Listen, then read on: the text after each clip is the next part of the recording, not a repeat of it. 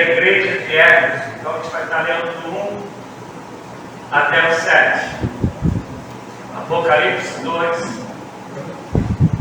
do 1 ao 7.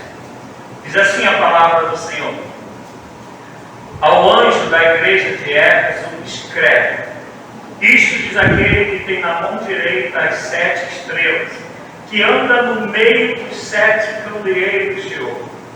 Conheço as tuas obras e o teu trabalho, e a tua perseverança, e que não podes suportar os maus, e que puseste à prova os que se dizem apóstolos e não são, e os achaste mentirosos. Tens perseverança, e por causa do meu nome sofreste e não desfaleceste. Tenho, porém, contra ti, que deixaste teu primeiro amor. Lembra-te de onde caíste, arrepende-te, que pratica as primeiras obras. Se não te arrependeres, brevemente virei a ti, removerei do seu lugar o teu candeeiro, se não te arrependeres. Tens, porém, a teu favor que odeias as obras dos nicolaítas, as quais eu também odeio. Quem tem ouvidos, ouça o que o Espírito diz às igrejas. Ao que vencer, darei a comer da árvore da vida, que está no meio do paraíso de Deus. Deus haja com misericórdia e compaixão para conosco, a fim de que eu possa ser um instrumento favorável à tua igreja, ao teu povo, e à glória do teu nome, a fim de que vidas sejam impactadas pela unção, a graça do teu Espírito e pela revelação da tua palavra. Meu Deus, que seja repreendido tudo aquilo que venha nos trazer sono, que venha tirar da gente do pó, e a sede, Senhor Deus, e a fome de ouvir a tua palavra, porque, Senhor Deus, precisamos cada dia de mais compreensão, como também, Senhor Deus, de mais fé, e a fé vem pelo ouvir e ouvir a tua palavra. Eu peço a Deus que tu manifeste a tua graça e a tua glória sobre nós, em nome de Jesus. Amém. Amados, a igreja de Éfeso, ela nasce enquanto igreja realmente, lá em Atos 19 e Atos 20. Paulo, ele chega a essa igreja de Éfeso, e ele vai para as sinagogas e fica 3 meses, a princípio, depois mais 3 meses, pregando o evangelho naquele lugar. Só que aí começam a vir as perseguições contra ele naquele lugar. Ele não sai de Éfeso, mas ele vai num lugar que era como se fosse um anfiteatro, e passa, os historiadores relatam que ele alugou, porque pessoas se converteram nesses 6 meses que ele ficou na sinagoga.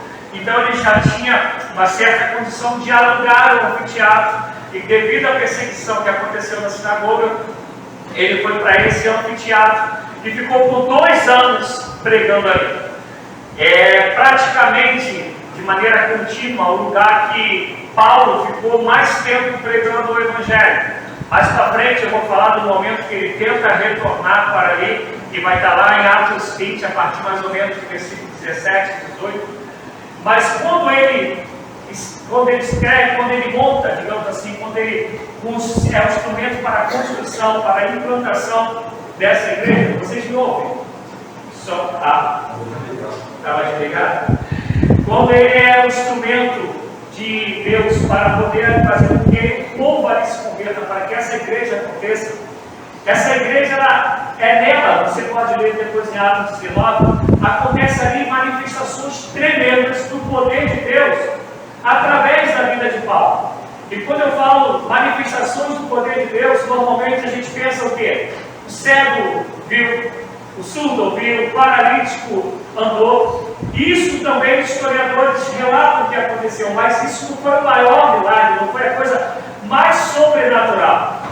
E tinha uma deusa que a gente vai conhecer principalmente quem é das antigas, igual a mim, que viu muitos filmezinhos como Mulher Maravilha, que era um seriado da época, Daniel Boone. Quem é da época de Daniel Boone? Pode levantar a mão, gente. Todo mundo vai saber, Luciana. Fica merda na barra, vocês são velhos também, né? É da época de Daniel Boone. Na época desse povo, tinha muitas coisas referentes às culturas gregas e uma deusa que aparecia em muitos filmes, que era a Diana, que na verdade o nome dela era Artemis no grego. Quando Roma, ela vai ser, digamos, a nação que vai governar o mundo, a Roma fez muito isso, pegou muitos deuses gregos e colocou o nome através do Império Romano. Por exemplo, a gente vai ter Netuno e Poseidon. São falando da mesma pessoa, do mesmo Deus, mas Roma foi dando novos nomes, e isso aconteceu com Artemis. E essa Artemis era a deusa principal de Éfeso. Ela era muito conhecida também pelas orgias que aconteciam para a adoração a Artemis, para a adoração a essa deusa. E quando Paulo começa a pregar o Evangelho, pessoas que são envolvidas com essa adoração e envolvidas com o ocultismo, elas fazem alguma coisa que até hoje na história, pelo menos eu não tenho conhecimento de ter acontecido também.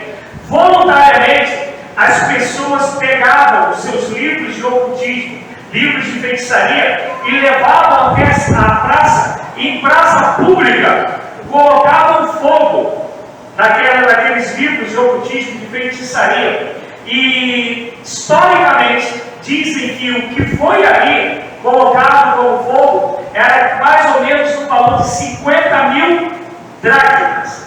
A dracma normalmente ela correspondia a um dia de trabalho.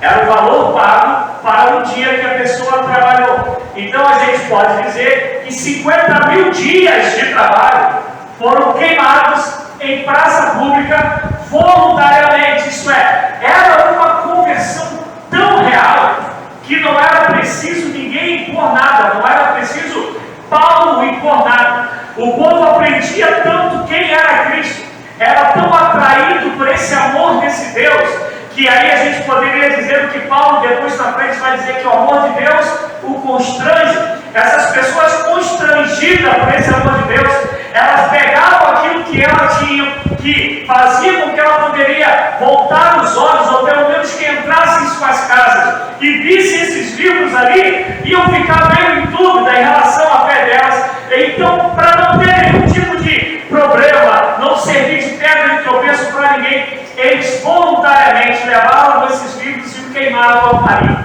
Só que acontece, e vocês que nos visitam, principalmente, não se espantam não, o pessoal daqui da casa já está meio acostumado com o pastor Maluquinho, e esse pessoal, eles faziam muitas estátuas de vários tamanhos para Artemis. Então, eles ganhavam dinheiro, o lucro deles, o trabalho deles, o ofício deles, era fazer imagens da Artemis, quer se fosse de prata, de ouro, de barro, de madeira, o que fosse. Mas esse era o ofício deles e isso levava renda para eles. E o que acontece? À medida que a pessoa vai se convertendo, ela vai parando de comprar a estátua. Ela vai parando de comprar a estátua, o pessoal vai parando de ter lucros. À medida que vai dando prejuízo, o pessoal fala, peraí, vamos fazer uma reunião aqui. Associação de Escultores de Imagens da Artemis, da Diana, vamos fazer uma reunião e dizer que Paulo não pode mais permanecer dessa maneira, que ele está trazendo já prejuízo para a gente. E uma das coisas que vem na minha cabeça, quando eu falei com o pastor Maluquinho, vocês vão entender, e com todo respeito àqueles que creem de maneira diferente, eu não creio nessa história de óleo ungido, de óleo para unção, igual o pessoal, né? E aí os que nos visitam, quem visitar lá no meu canal, tem lá vídeos que falam sobre isso, e eu tenho também escrito no grupo da igreja que eu falo sobre isso. Mas pensa bem, no dia de hoje, se a gente de fato entender que a unção está sobre nós através do Espírito Santo de Deus que nós habitamos, e que toda a autoridade nos foi dada no nome de Jesus e não em coisas, quer seja óleo, quer seja o que fosse, a gente com certeza ia valer muita gente aí, que vive hoje fora, que vem de Israel, que vem do Jordão, que vem de qualquer lugar que seja, e que ganha dinheiro hoje em cima da venda de óleos. E hoje, inclusive, tem óleo com cheiro de tudo quanto é coisa, né? Eu acho que o cheiro também identifica aquele milagre que vai ser feito, né? Deve ser algum trem desse daí.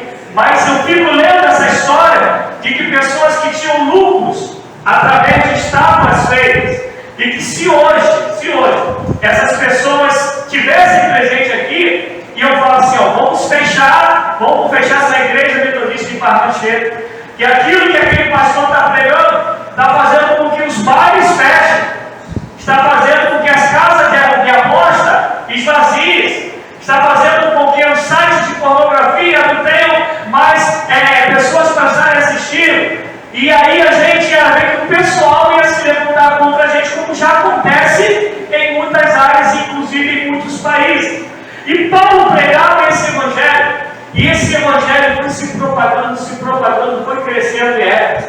E essa igreja de Éfeso, ela foi considerada uma igreja tremenda em relação ao amor e à unidade que havia no meio delas. Por favor, eu quero que a gente entenda essa caminhada para a gente entender até chegar sobre que deixaste o seu primeiro amor. Eu estou vendo pessoas aí fazendo assim, vocês estão com frio, gente?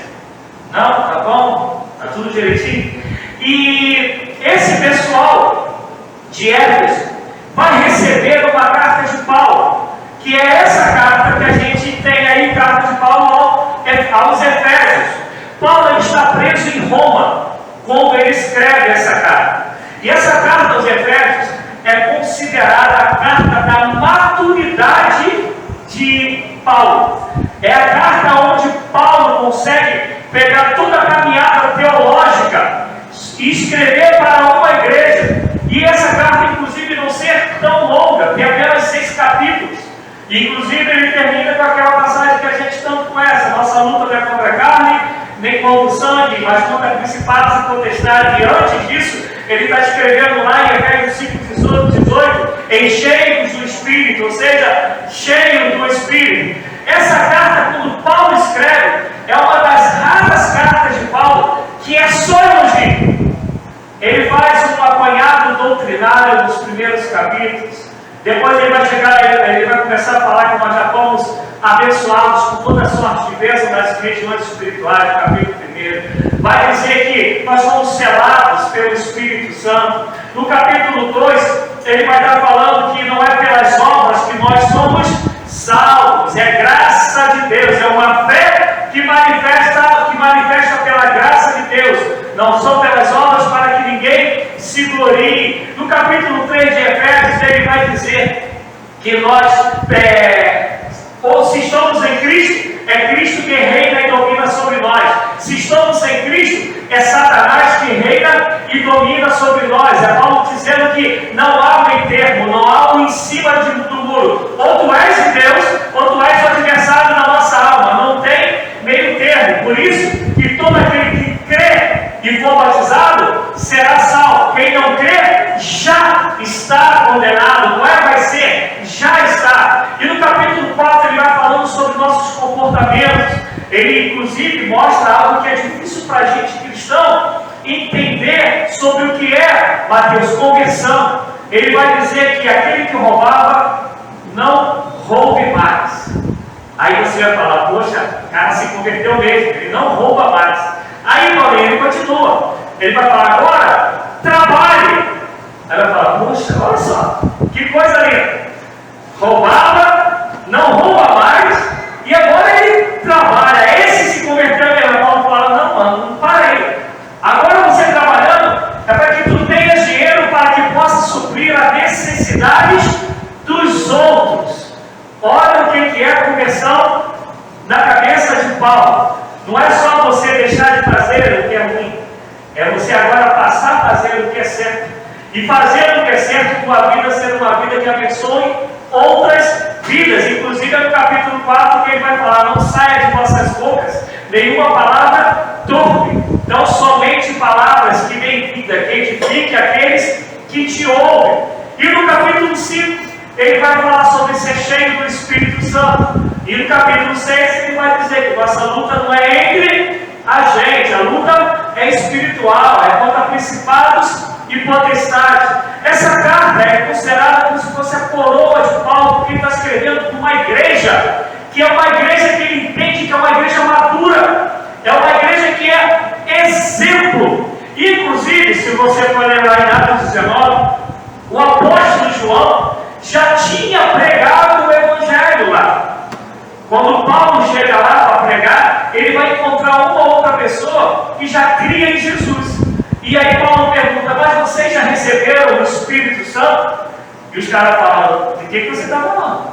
E aí a Bíblia vai dizer que Paulo ora por eles, e eles recebem o Espírito. Eles são cheios do Espírito, são revestidos pelo Espírito. Então eles já tinham uma noção, talvez bem superficial, pelo apóstolo João.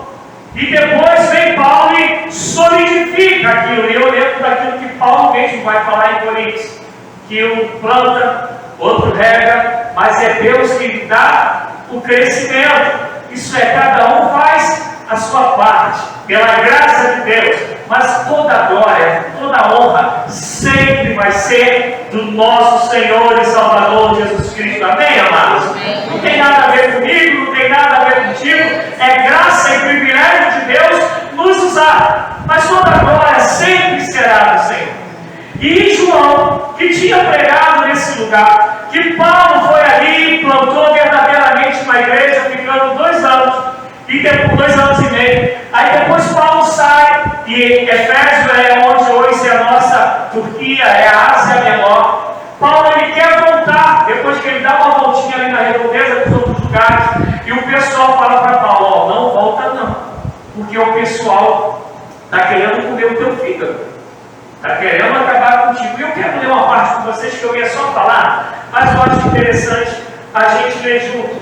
Abra aí comigo em Atos dos Apóstolos, no capítulo 20. Como eu disse, eu ia só citar, mas senti o desejo da gente ler junto. Atos, capítulo 20.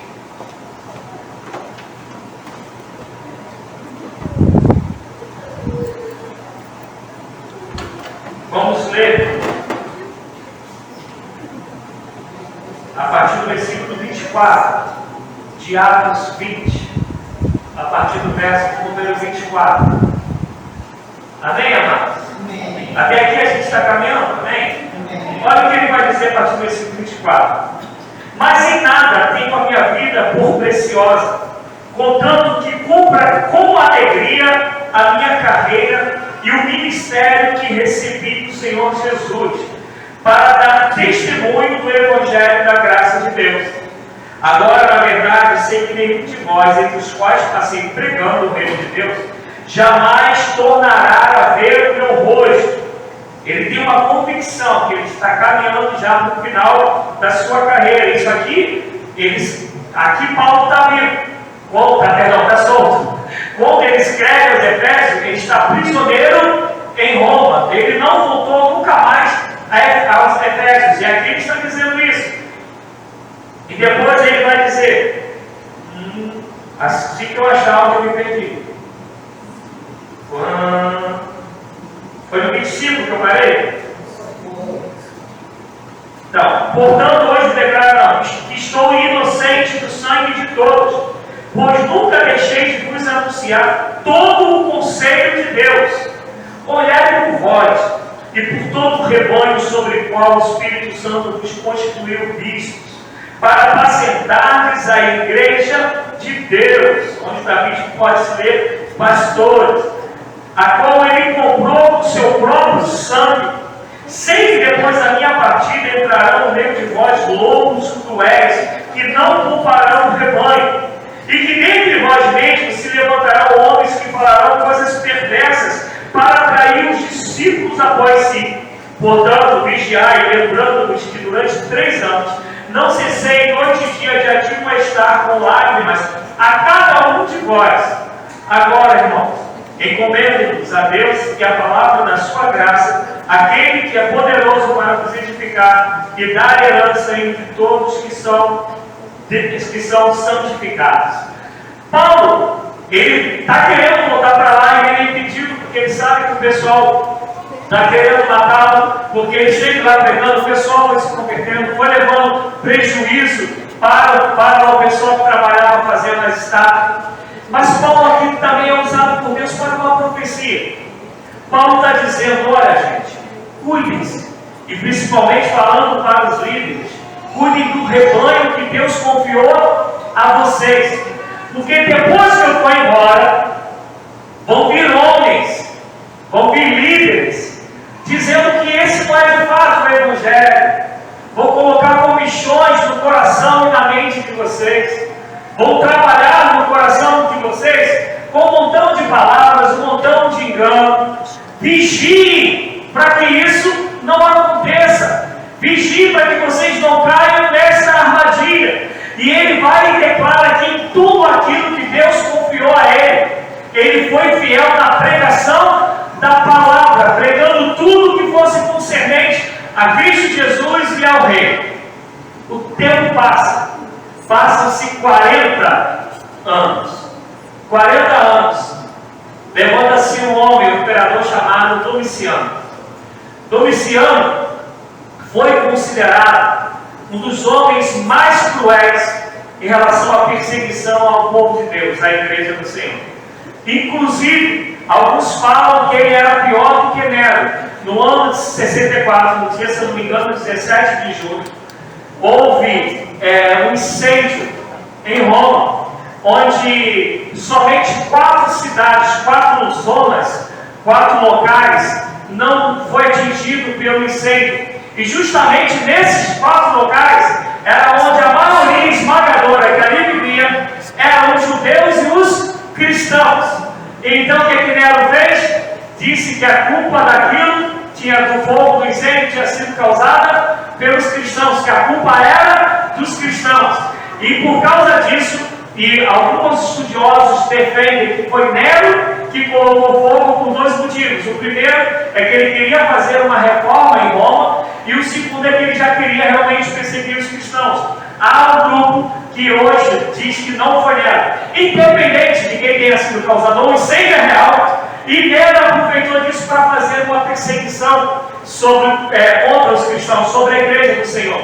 E Nero, ele era tão terrível, que ele pegava cristãos e colocava fogo neles vivos, crucificados numa cruz, e deixava o cristão pegando fogo para iluminar as ruas daqui, levava até o seu palácio. Um cara tão bacana, tão bom que ele era. Todavia, vão dizer que Domiciano era pior do que ele, mais cruel do que ele. Era costume, na época deles, todo imperador que morresse ser considerado Deus.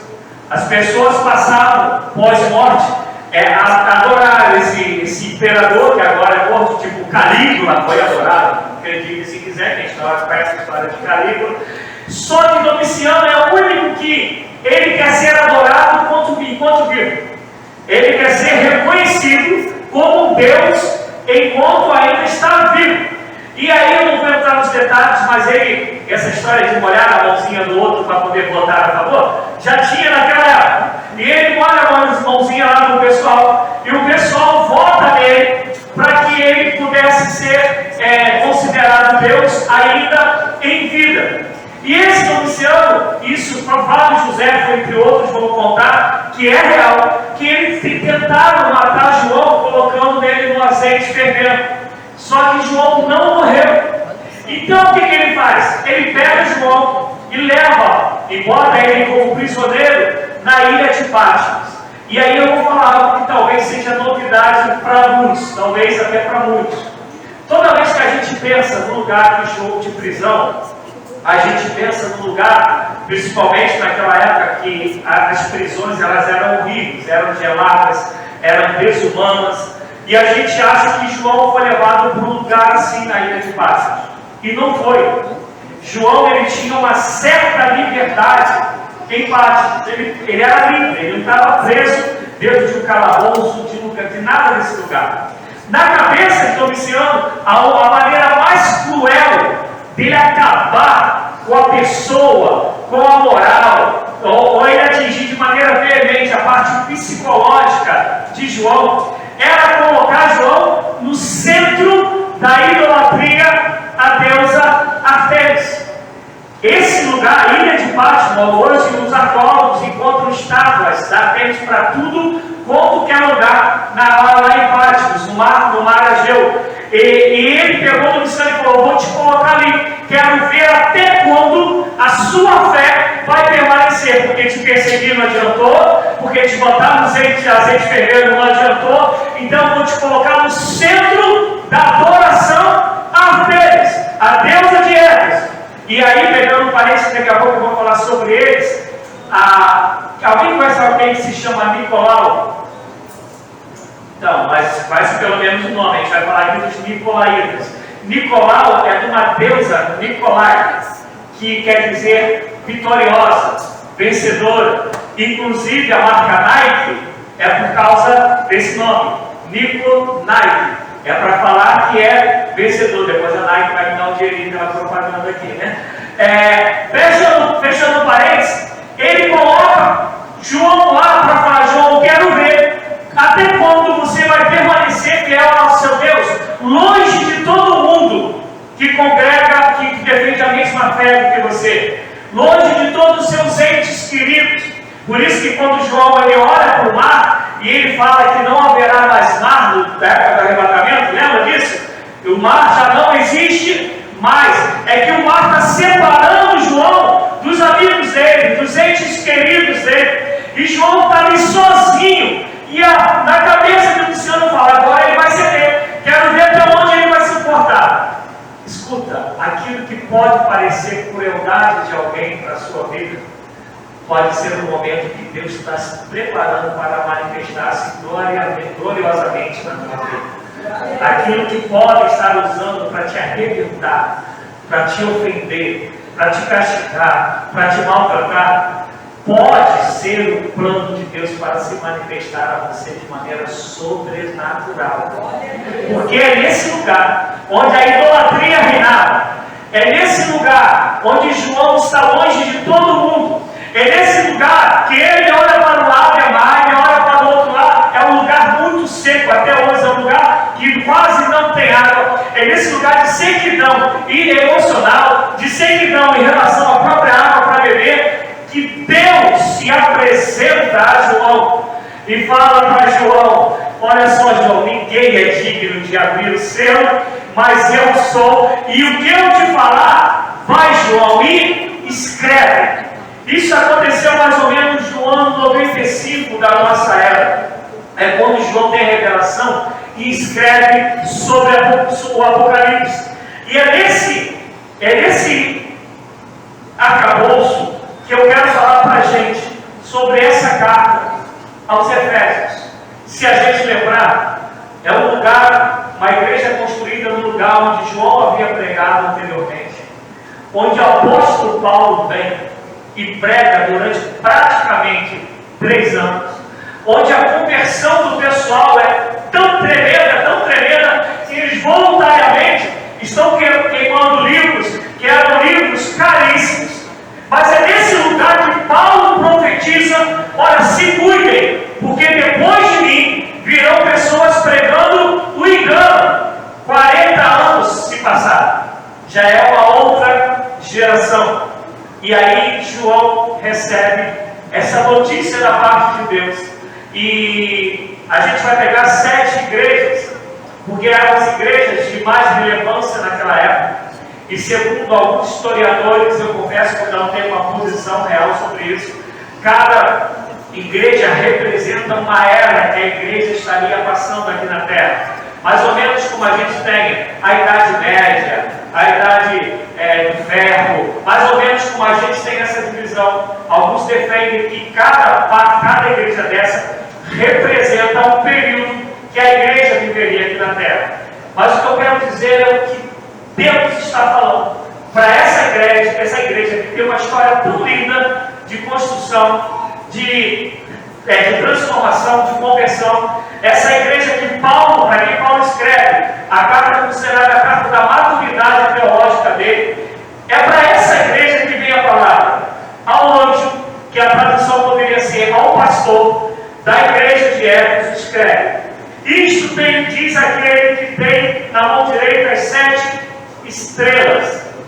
E essa parte aqui que tem na mão as 7 estrelas, e isso aqui, na verdade, foi ouvido de um outro pregador que eu aprendi.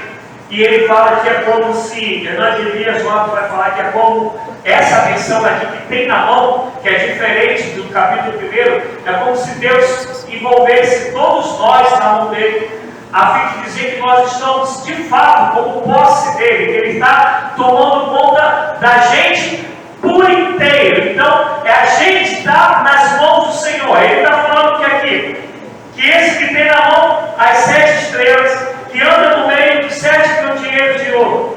E aí ele começa falando o seguinte, preste atenção nisso, por favor. Conheço as tuas obras. Gente, só essa fala aqui já era para, se a gente parar realmente para pensar, para a gente poder, irmã Sandra, pensa nisso. Deus falando agora para a irmã, como ele está falando, conheço as tuas obras. É Deus falando, eu conheço tudo que você faz e que você deixa de fazer. O salmista vai dizer que antes das palavras virem às nossas bocas, o Senhor já as conhece. É Deus falando que conhece a gente o tempo todo, sabe tudo que a gente está fazendo, sabe tudo que a gente está pensando, sabe tudo que a gente está deixando de fazer, sabe tudo que a gente está falando e deixando de falar. Isso não tinha que gerar tanto uma alegria, como também uma preocupação dentro de nós, gente. Porque o Deus que é advogado, mas que também é juiz, o Deus que é amor, mas que também é fogo consumidor, o Deus que é misericórdia e graça, mas também que é Deus santo e fala que sem santificação ninguém o verá, ele está declarando que ele nos conhece completamente, cada momento das nossas vidas. Isso é, não tem nada oculto diante de Deus. E ele vai continuar falando, conheço as tuas obras, o teu trabalho, o teu labor, no original. E eu estava dando uma estudada, é como se alguém estivesse trabalhando botando nos nossos dias numa pedreira. É algo de muito esforço, que pede muito do teu corpo, que pede muito. E essa igreja, ela não desiste, ela não retrocede. E a Bíblia vai dizer que o Senhor não tem prazer na alma daqueles que retrocedem, mas ao contrário, Ele tem prazer, a alegria daqueles que avançam, porque o justo viverá pela fé. E daí ele dizendo, essa igreja persevera, e que ela não pode suportar os maus. E isso aqui eu quero falar um pouquinho. Eu não consigo entender quem diz que é cristão e consegue ter prazer em maldade, e consegue às vezes aplaudir coisas que Deus chama de mal. Vou dar um exemplo assim tosco para vocês, eu já falei isso aqui uma vez. Eu sou tão fresco em relação a ser cristão, e a minha família pode dizer isso, eu sou tão fresco sobre isso. Eu não consigo rir do meme que aparece uma pessoa desdentada. Eu não consigo rir do meme que aparece uma pessoa caindo. Eu não consigo rir do meme que mostra uma pessoa que está num estado ruim, numa situação ruim, numa situação má. E a gente, com a nossa cabeça ainda cheia dos mesmos pensamentos que o mundo pensa, adora essas coisas. Adora pegar a figurinha e vai mandar para o outro, aí dá o cara lá sem dente, né? E fala assim, não é legal o trabalho, vai dar dando uma caricatura. E eu vou falar o que eu falei daqui uma vez. Pensa comigo, se fosse a sua foto, rodando aí para todo mundo, você achar engraçado? Claro que eles estão aí. Isso sem contar atitudes más, que talvez é bater com a maldade, que talvez a pessoa foi muito perspicaz fazendo aquilo, e a gente vai falar, caramba, a pessoa é safa mesmo, mas o que ela fez foi maldade. Sem modéstia nenhuma, eu considero que eu dirijo muito bem. Hoje eu saí de casa atrasado. Minha preocupação era chegar aqui às 6. Eu saí de casa às 5h34. Era 5h51 eu estava aqui na praça. Para quem não conhece, eu venho de Campo Grande. E sem almoçar nenhum sinal de radar, porque eu não quero pagar multa de ninguém. eu considero o pior do direito. Mas você não vai andar comigo e não vai me ver fechado dentro. Você não vai me ver forçar uma passagem se a pessoa não quer dar para botar a vida de ninguém em risco. Isso eu falo diante de vocês e diante de Deus. Eu acho que eu tenho que ser bom desde que eu não coloco ninguém em risco. Não adianta meus filhos falarem assim, meu pai pelota muito, desde que eu fiz a pessoa frear bruscamente e não sei quem está ali no carro. Desde que eu não fui educado para dar passagem para o outro, porque eu não sei a necessidade do outro. Eu estou dando esse exemplo para dizer que às vezes a gente quer se dar bem, ou ver alguém se dando bem de maneira muito extraordinária daquilo que pensou, daquilo que foi feito, mas você sabe que o caminho é mau, e Deus não chama algo legal que seja ruim. Se há maldade, você nunca vai ver Deus chamando mal de bom, ou mal de bem. Para Deus só é bem aquilo que Ele louva, para Deus só é bom aquilo que Ele aplaude. Do contrário, não dá para a gente aprovar, não dá para a gente mexer enquanto pregador com o teu emocional. E aí eu digo principalmente para vocês que nos visitam, mexer no teu emocional, a fim de que eu possa ganhar de você um dízimo forte, uma oferta bacana, ou que você ache essa igreja muito legal, porque ela fez cafuné no teu ego, porque ela fez cosquinha no teu ser, e você vai falar assim, legal, mas Paulo já tinha dito, levantar-se-ão pregadores enganosos. Vai dizer em 2 Timóteo, se eu não me engano é 3, ou 1 Timóteo 3, mas é 2 Timóteo 3, que nos últimos dias aparecerão homens egoístas, mas amantes do seu próprio ventre. Se fosse uma linguagem resumida de hoje, aparecer um montão de pastor Nutella e sem vergonha. E a gente normalmente enche essas igrejas, aplaude essas pessoas, e as pessoas estão fazendo errado. Pessoas que usam de sutilezas que não tem a ver com o evangelho para poder mexer contigo. Quer ver um exemplo? Traz daqui R$1.000 que Deus vai te dar 10.000. Aonde tiraram esse negócio? Mas está mexendo com teus 10.000, né? Tu não está pensando no 1.000 que você vai dar. Você está pensando nos 10.000 que você vai receber. E o cara que está aqui na frente, ele sabe que é mentira. Ele sabe que ele é 171.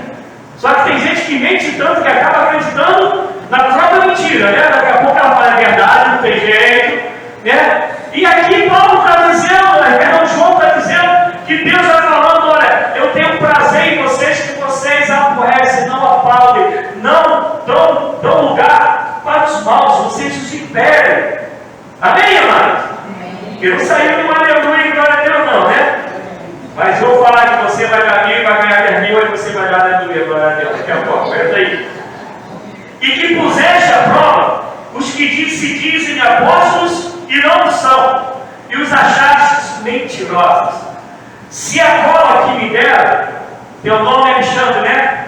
Se a cola que me deram, o Alexandre já fez seminário, foi isso, Alexandre? Mas está em outro Alexandre aqui também, meu Deus. Se a cola que me deram, ele Alexandre, né?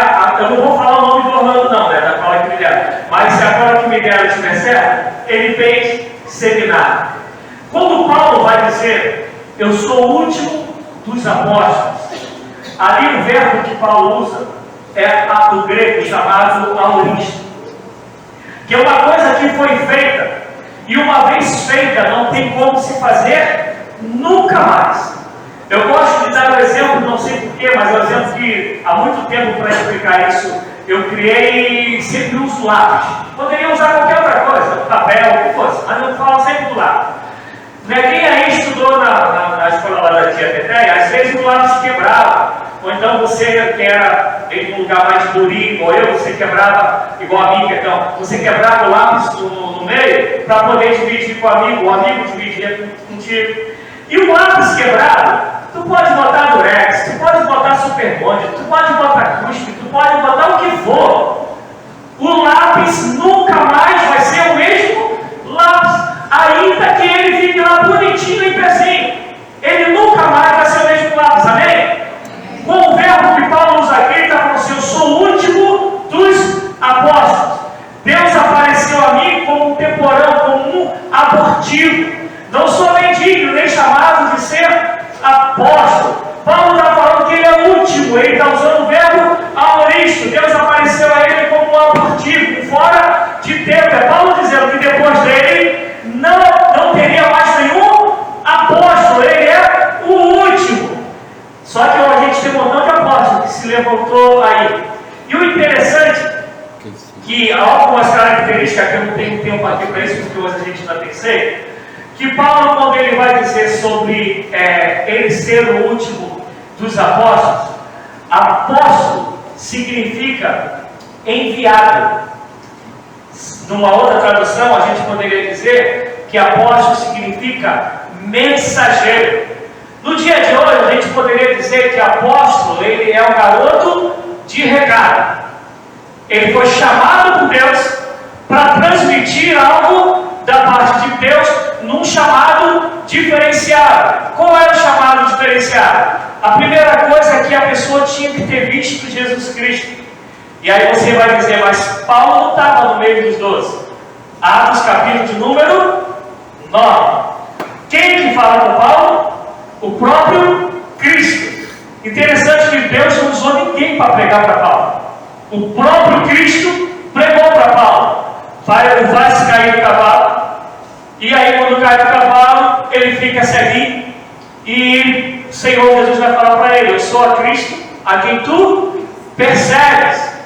E aí a gente conhece o resto da história. Se não conhece, a gente lê Atos 9 para a gente entender. Isso daí é o próprio Cristo que aparece para Paulo, para chamar. A segunda coisa, os apóstolos são aqueles que colocaram os fundamentos da nossa fé.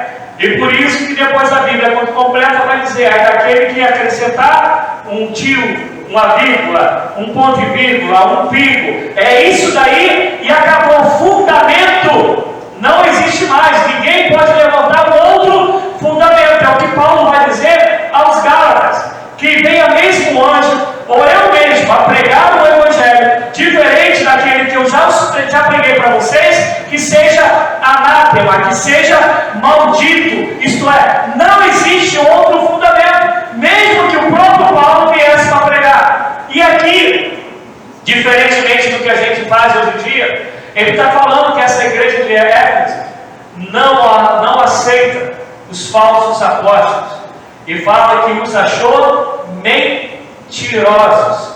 E se tu lembrares, quando Jesus vai dizer sobre o pai da mentira, ele vai falar que é Satanás, que mentir é a coisa que ele faz com mais facilidade. E aí ele vai continuar dizendo: tens perseverança, e por causa do meu nome sofreste e não desfaleceste. Eu queria ter gravado os dois nomes que o grego usa, para poder falar sobre passar pelo sofrimento com perseverança. A minha esposa, até quando eu estudava, ela ouviu, ela falou assim: poxa, é dessa daí que eu preciso, mas eu acho que tem. Porque o primeiro nome é macrofilia.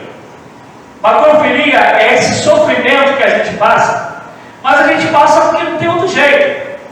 Ou você se suicida ou não passa, ou você passa. Mas você passa reclamando, você passa murmurando, você passa maldizendo, você passa falando igual aquele desenho da época do Luciano: ó dia, ó vida, ó azar. Você passa insatisfeito e reclamando daquilo o tempo todo.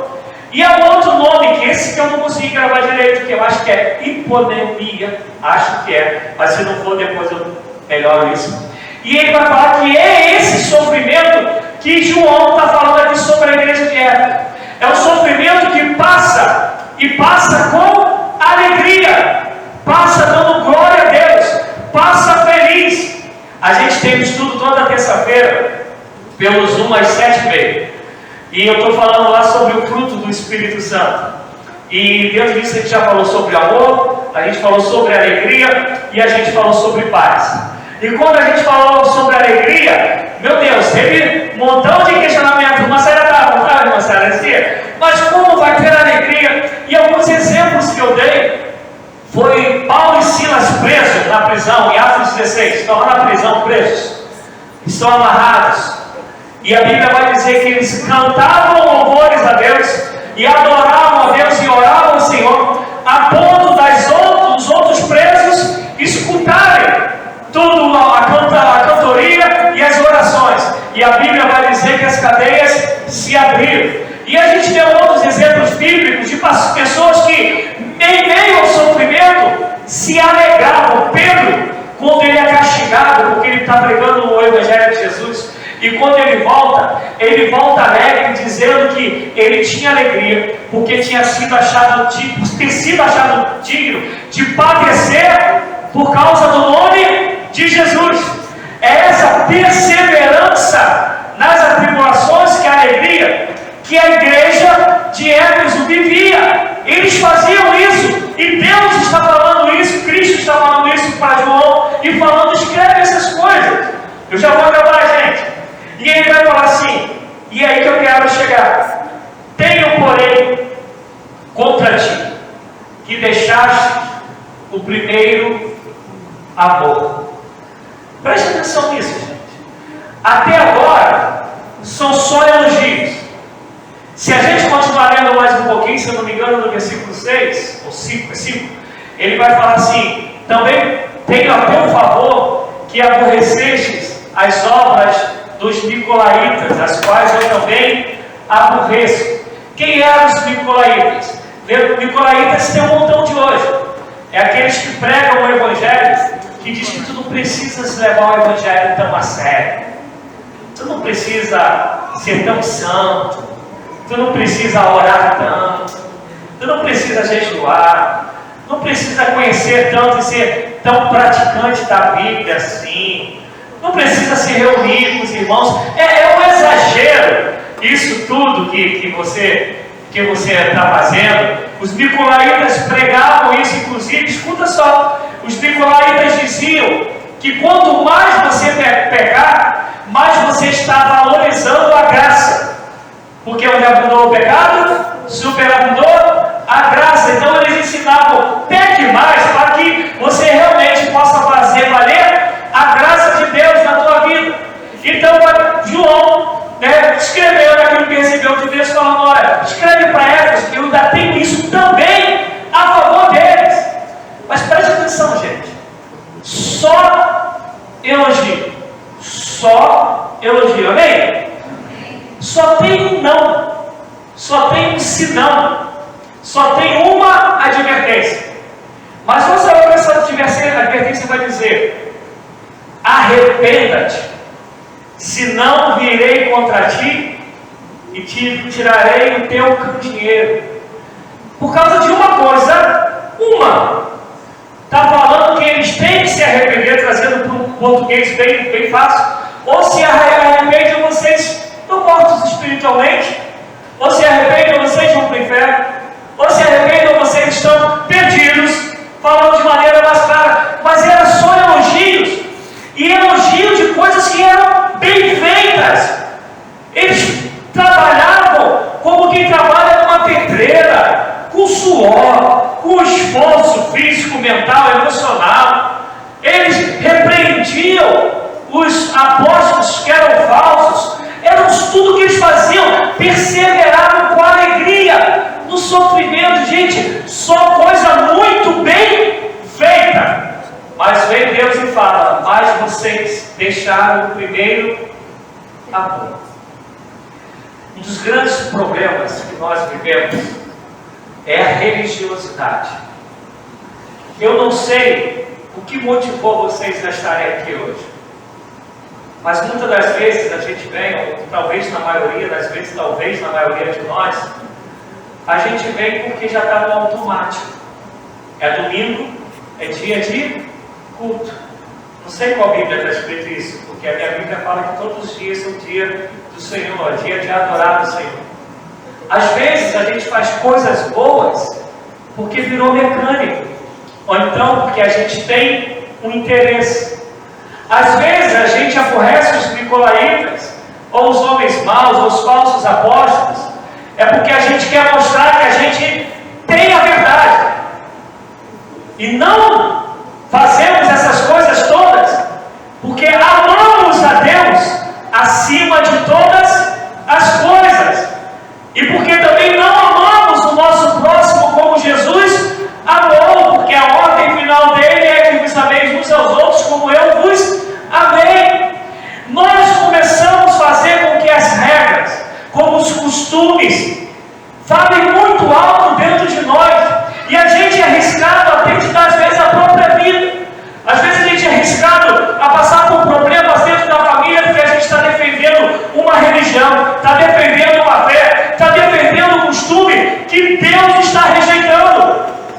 Porque é isso que Paulo vai dizer em 1 Coríntios 13. Você pode dar a sua vida em resgate de muitos. Se não tiver amor, de nada vale. Você pode ser milionário, dividir a sua renda por tanta gente, a ponto de você mesmo ficar duro, porque o que está escrito no grego é isso. Se não tiver amor, de nada vale. Você pode profetizar, você pode ser usado por Deus para curar qualquer pessoa que seja, para poder curar enfermos, mas em Mateus 7,21 vai dizer: apartai-vos de mim, porque não vos conheço. Valeu, obrigado, Ana. Valeu, saiu, glória a Deus. Porque a gente não quer de fato amar como Deus ama. Não me responda qual foi a última vez que você orou para pedir a Deus para amar como Deus ama. Qual foi a última vez que você jejuou para que Deus te ensinasse a amar como Ele ama? Porque tudo que Deus faz é com amor. Paulo vai escrever: aquele que exorta, exorte com amor. Até para você chamar atenção.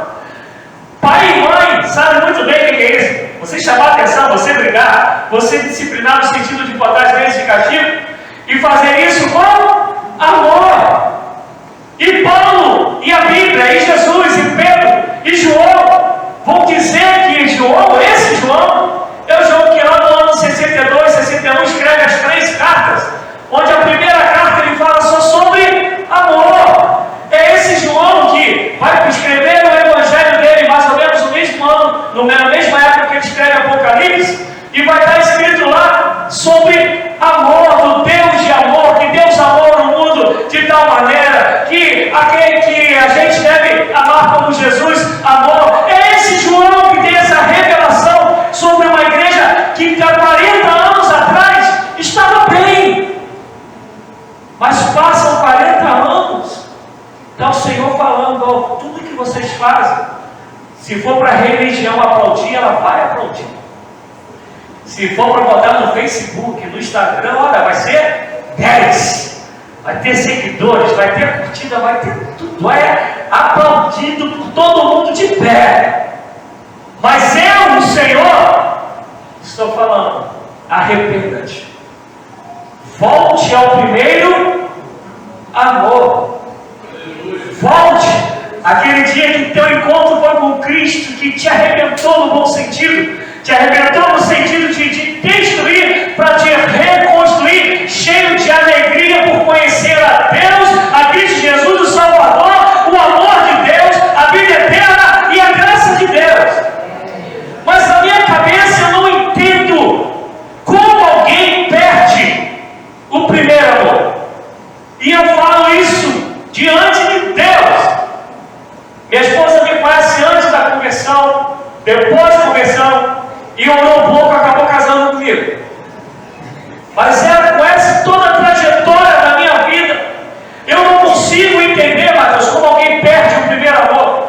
Como eu vou perder o amor pela salvação? Como eu vou perder o amor por Deus que enviou o seu único filho para, por amor a mim, morrer na cruz por mim? Como eu vou perder o amor de orar para ter uma vida de comunhão com Deus, desse Deus que é o meu tudo, que é meu Senhor e Salvador? Como eu vou perder o amor do prazer de estar em comunhão em algum lugar adorando a Deus, enquanto há lugares que se alguém fizer isso, vai botar sua própria vida em risco e vai morrer? E por amor, esse pessoal às vezes morre porque não deixa de se reunir para adorar o Senhor. Como por amor, eu vou perder o desejo, eu vou perder esse amor de pregar a palavra a tempo e fora de tempo. Como eu vou perder o amor da comunhão? Como eu vou perder o amor de estarmos juntos realizando algo que glorifica o nome de Deus? Como eu vou perder o amor do Deus que me livrou do inferno? Como eu vou perder o amor do Deus que tem preparado uma terra prometida para mim? Como se perde isso? Como?